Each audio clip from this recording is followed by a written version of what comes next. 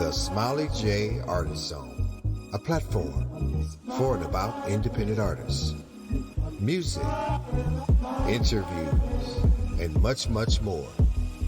Now, give it up. Your host, Smiley J.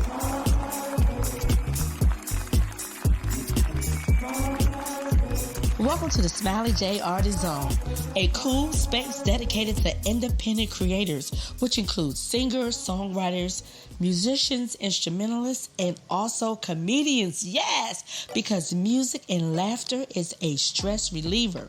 Come on now, who doesn't love to laugh? And who doesn't love music? Yeah, I wait. That's what I thought. Because everyone loves good music and everyone loves a good hearty laugh. I know I do. Happy New Year's to everyone. I miss you guys. This is my first show in the 2-2. I was a little bit under the weather, but I'm feeling better and I'm back. Yes. And I want to welcome everyone. Thank you guys for hanging out with me today. I appreciate it. Now, if this is your first time listening to the show, welcome. I'm glad you're here. I'm glad that you dropped by.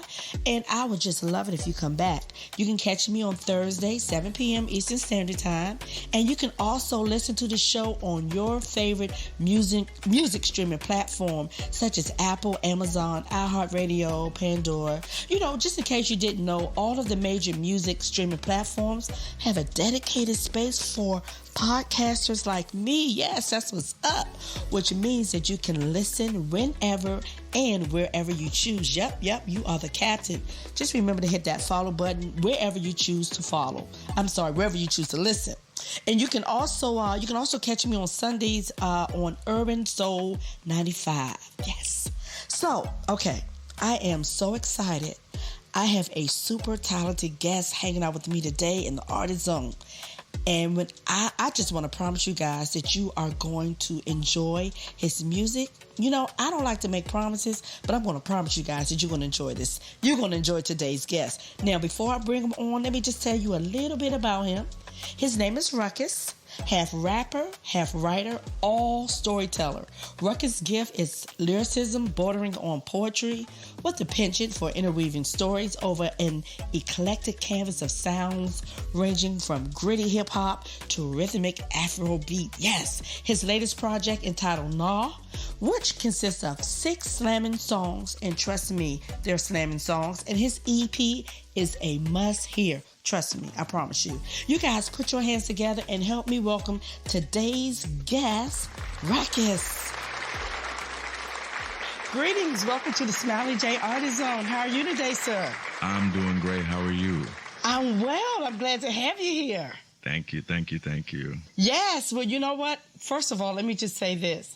Congratulations are in order for you. Yes, congratulations to you on a lot of things. So let me just run it down the line. Congratulations to you on your new music. Thank you. Your new home. Yes, thank you. Your new marriage, and shout out to your beautiful wife. Yes, that's the biggest one of all. So thank you for that. Yeah. Yes. And listen, can I just say that you guys are a good-looking couple? I appreciate it. She's doing most of the heavy lifting there, so. But I'll take it. Yes. And, also, I'm pretty sure that you will grab some new followers and fans from the Smiley J listening audience. And that's a good thing. Hey, new fans. Yeah. Yes. Let's talk about the music and the man. Okay.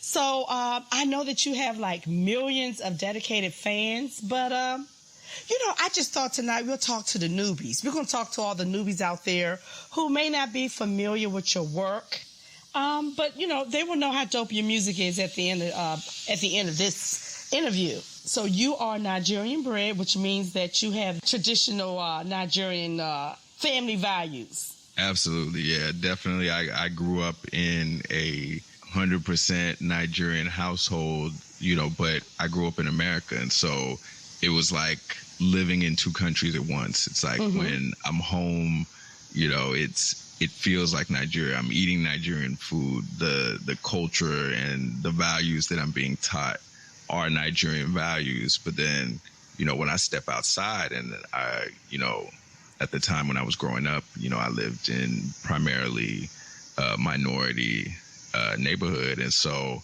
I was around a lot of Black American and Hispanic people. And so I assimilated into that culture as well. So it was always a balancing act of, being Nigerian when I walked through the door for the house, but then stepping out into the kind of the wide variety of American culture when I stepped out of the house.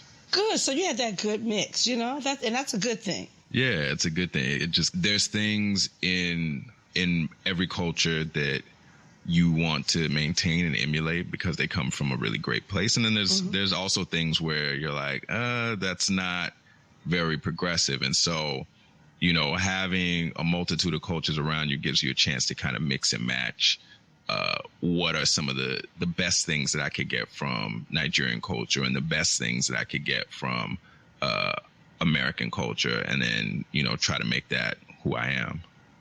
And what a beautiful blend it is. Thank you. Now, your music is, oh my gosh, your music is very conscious, purposeful, and powerful. You have topics that includes, and I'm speaking to the newbies, because your fans, they know all about you. So your music includes topics that includes like Black family, Black love, and you even tackled on Black people and religion.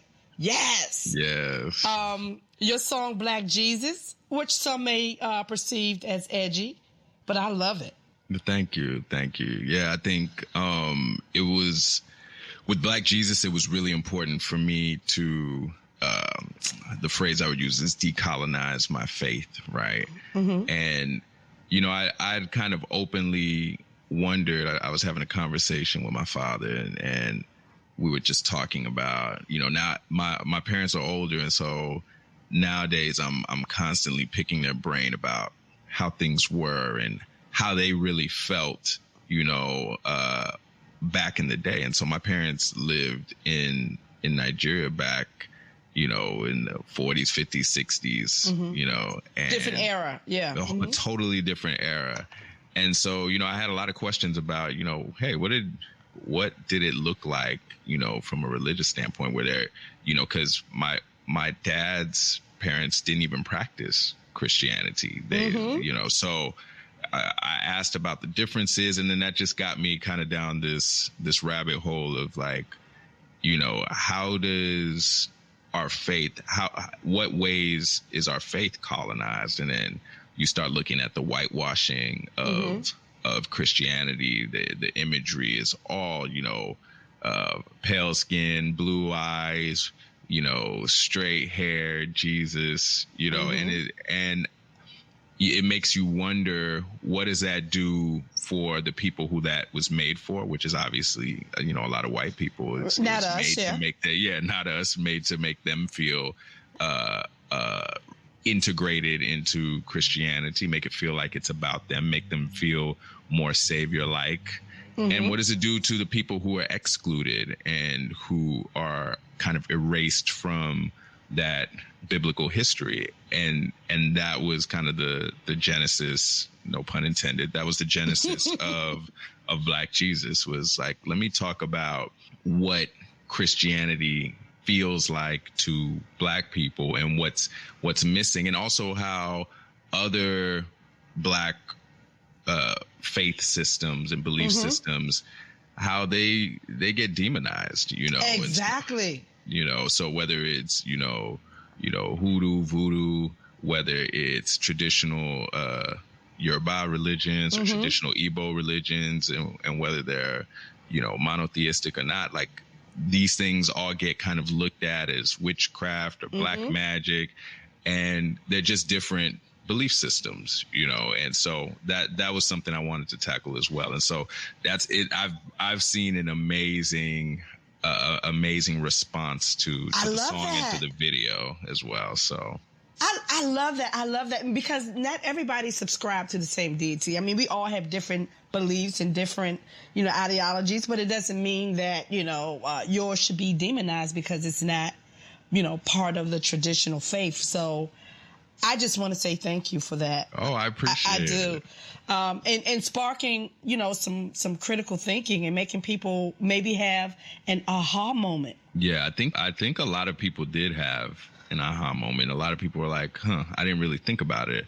And, there were some people who, their parents in their communities maybe had churches where they did try to be conscious of that and have, Black Jesus figures and paintings and art and all that.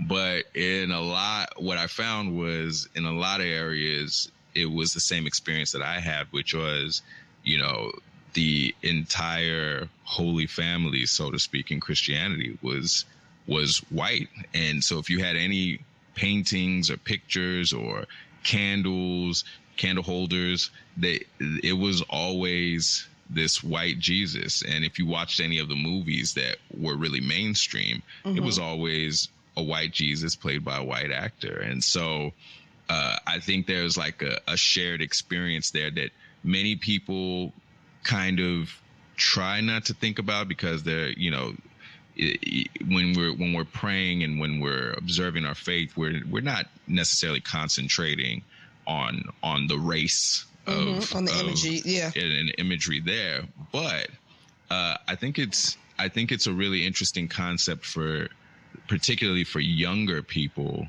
as they're coming up, because we all at some point kind of get unshackled from what our parents' beliefs were, and we have to kind of step out and decide on our own. What do I believe?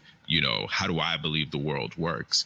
And it's in those moments that you start kind of critically evaluating belief systems. And when you do, I feel like that imagery is a part of it for this new era of young people who have access to a ton of information. So simply seeing that, that Jesus is white, or that depictions are not accurate of him based on the words and kind of the anthropological side of it tied to, what they're seeing in their churches, that might be enough to turn them off. And so I just wanted to give an alternative perspective.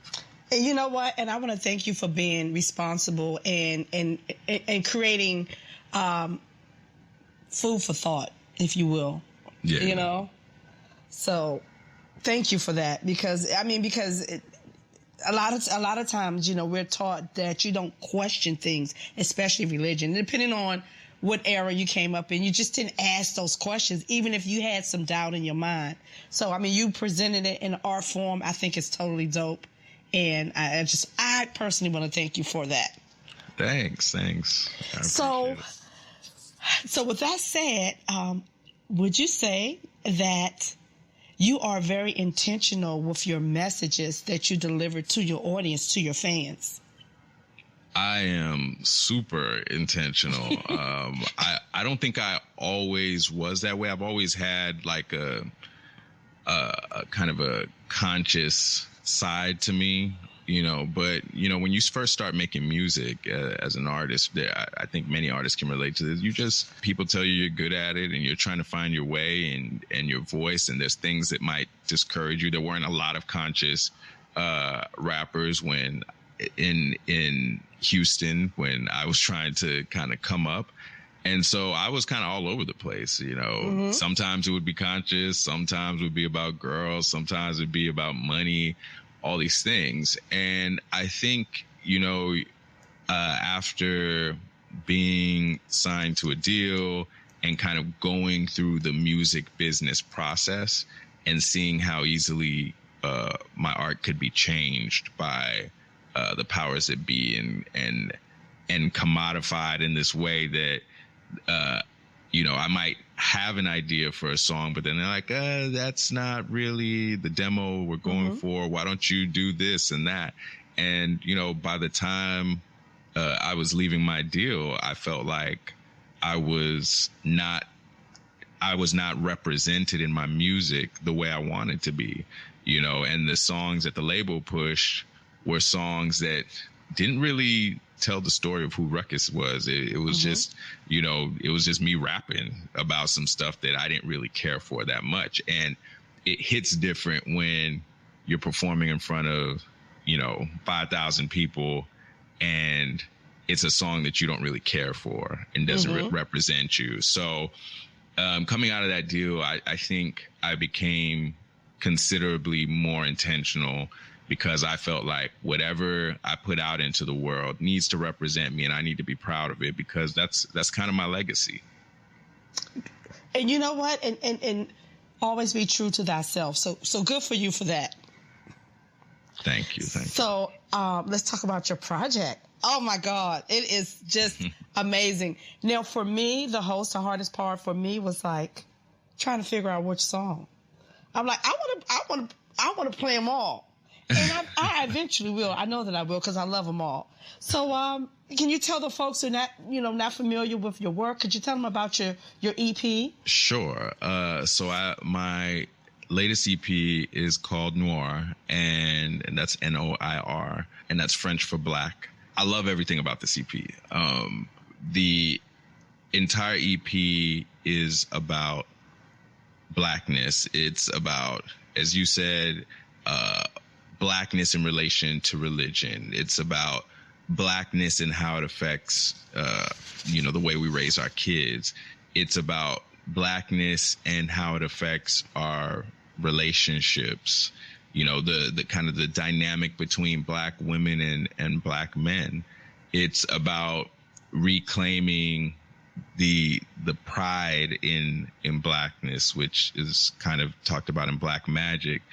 It's about blackness and the attempts to erase it in the city and the hopes on how to counter that in a track I have called Black Card. So everything is about us. It's about being black and the highs and lows that come with that, and kind of telling these stories and having these lyrics that people can really connect with and that really resonate to them as far as things that they experience in their life, whatever phase they're in. And then let me add, guys, gotta check out every song. And you'll probably be like me and probably just love them all. I can't even say I have a favorite. I mean, it's nice to be able to just listen to an EP from beginning to end, and you just love every song, every lyric, everything about it. I mean, that doesn't happen a lot. I mean, at least for me. Well, thank you. One thing that I wanted to achieve with the project, though, is I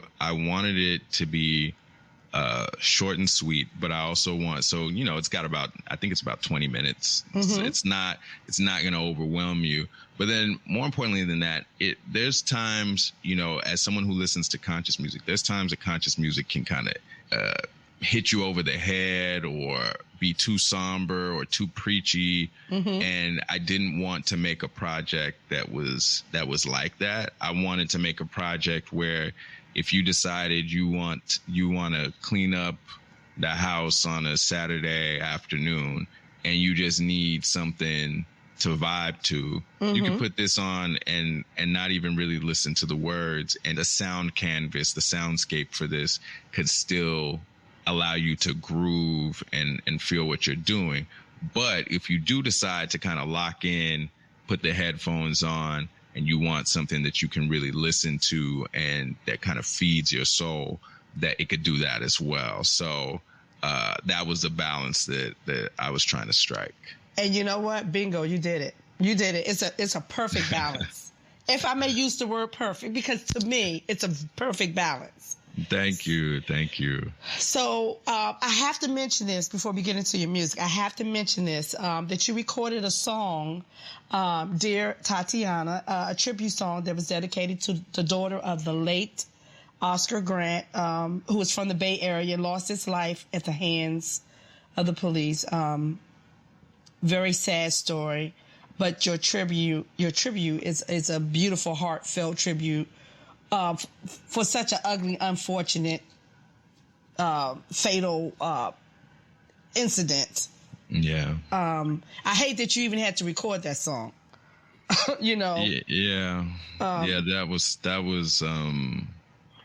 That was tough, and that was a very emotional time. I mean, to even think about it, that's that's over 10 years ago now. It's like 13, but I had to mention it to the folks who may not be familiar with your works, that you've been doing this a while, and you've been intentional for a while. So I had to bring it up, even though I struggle with it. But I'm like, I have to Bring it up. Yeah, I struggle with it. I struggle with it too, and I've even struggled in recent times because I've done, whether it's Oscar Grant, whether it's Trayvon Martin, there's been so much loss of Black life that I've written about and put to song to try and kind of empty myself and rid myself of those the grief and the emotion. And at some point, like I think I looked through a folder at one point and I was like, man, I have so much song about death, and it really made me sad. And so I kind of made my mind up, the last few times that some things happened, that I just kind of needed to find a different way to have an outlet. But, back in, I think it was 2008 when this incident happened with Oscar Grant, it was crazy because, I was not on, social media wasn't what it was. I think Twitter was fairly new. And I had just, a producer we were talking about Oscar Grant, and he sent me this beat because I told him, I was like, man, I just got to get this out of me. Like I just feel terrible about this and I just need to put it to song. And so he sent me this beat and I recorded over it, and I sent it to him, and he loved it so much. And, I didn't really think anything else of it. And he put it on YouTube and on Twitter, and it just kind of went crazy. It was picked up. Yeah. Yeah. It got word of the song got back to the family. And then, they asked me to send them like a CD. That's how long ago it was. Wow. They asked me to send them a CD. I sent it because Oscar Grant had a daughter named Tatiana. Beautiful daughter, yes. Yeah, and so I sent it, and she loved the song, but it would also make her cry sometimes.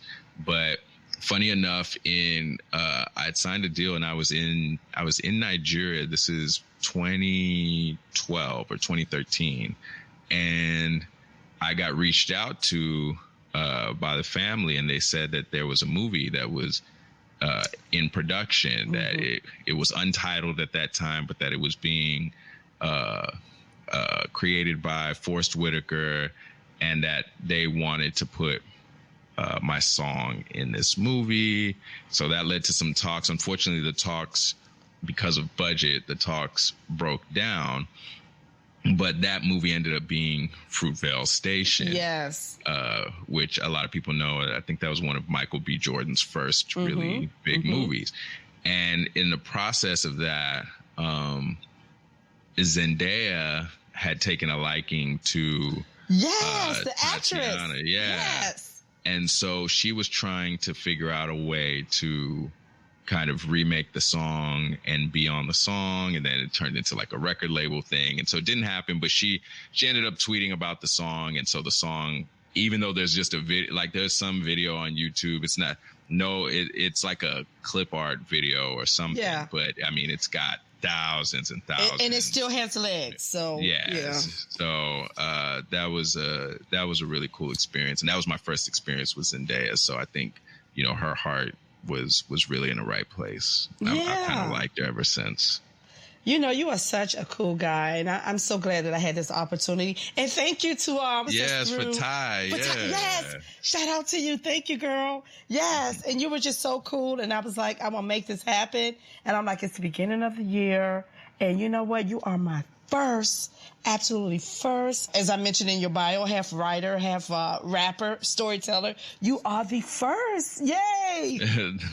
Yes. I'm glad I could be the first, and I'm hoping, as much as I love music, my interests drift beyond that, and so I do a lot of writing, and I'm hoping that the music is one thing, but that the stories find their ways out. I'm working on a book right now, also working on some scripts as well. And so, awesome. I just think that if you have something inside of you, if you have a talent and a gift or voice, then you have to find different ways for that to manifest. It doesn't have to just be one way. That's right. You got the main thing is you got to let it out. Exactly. And thank you for letting yours out, and thank you for your gift. I mean, I love it. So listen, before you go, you've got to tell the folks how they can get at you, how they can follow you, and how they can, listen to all this good music, because I want them to experience what I experienced. Absolutely. On social media, you can find me at Rukus Live. That's RUKUSLIVE. That's usually my handle everywhere. So whether it's on Twitter, whether it's on Instagram, YouTube channel, same thing, youtube.com/Rukus Live, RUKUSLIVE. And then, on all the things, I'm Rukus Live. And then if you want to hear my music, you can go onto any streaming platform and just look up Rukus, RUKUS. And the project that we've been talking about today is called Noir, NOIR. So just search for Rukus Noir, and I promise it'll be a good listen for you. And it won't be too long, 20 minutes. And you'll probably run one or two songs back, share it with a friend. And please check out the Black Jesus video. Yes. I think it was a video personally, and I know I'm biased because it's me, right? But I'm also my harshest critic. But I think that video was probably one of the best videos of last year. So check it out. It's on my YouTube. Thousands of people have loved it and shared it. So please join the crowd. Yes. And let me just add, you can toot your own horn when it's like that. Me, okay? So thank you again, Rukus, for your time today. Best wishes and luck in all that you do with your book and your music. I'm always going to be in the wings watching and listening and reading. Thank you for having me. Absolutely. Peace. Peace.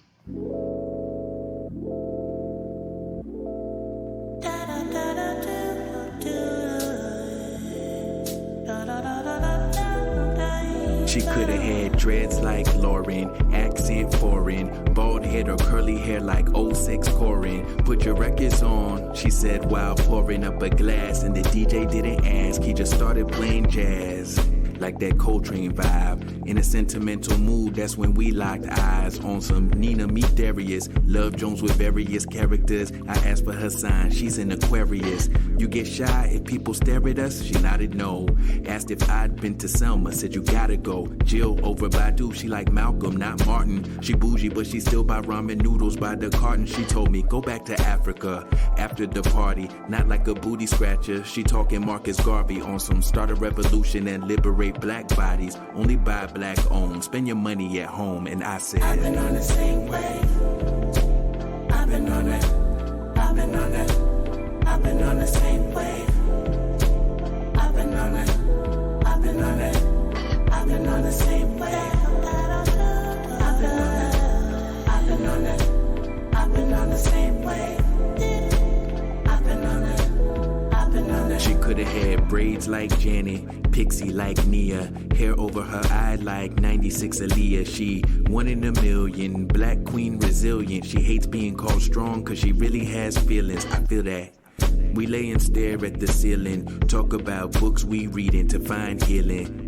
She's a feminist, seeing sexism irks her. She don't believe in hoes, please call them sex workers. She tells me black men are the white men of black people. We both black, but I'm female, how is that equal?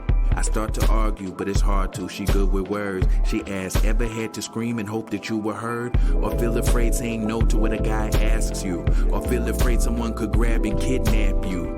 Then I answered no to it all. She said we gotta protect each other for the long haul. And I said, I've been on the same way. I've been on it. I've been on it. I've been on the same way. I've been on it. I've been on it. I've been on the same way. I've been on it. I've been on it. I've been on the same way. I've been on it. I've been on it. I think of when we lose our way. Dreams of being free, my mind replay.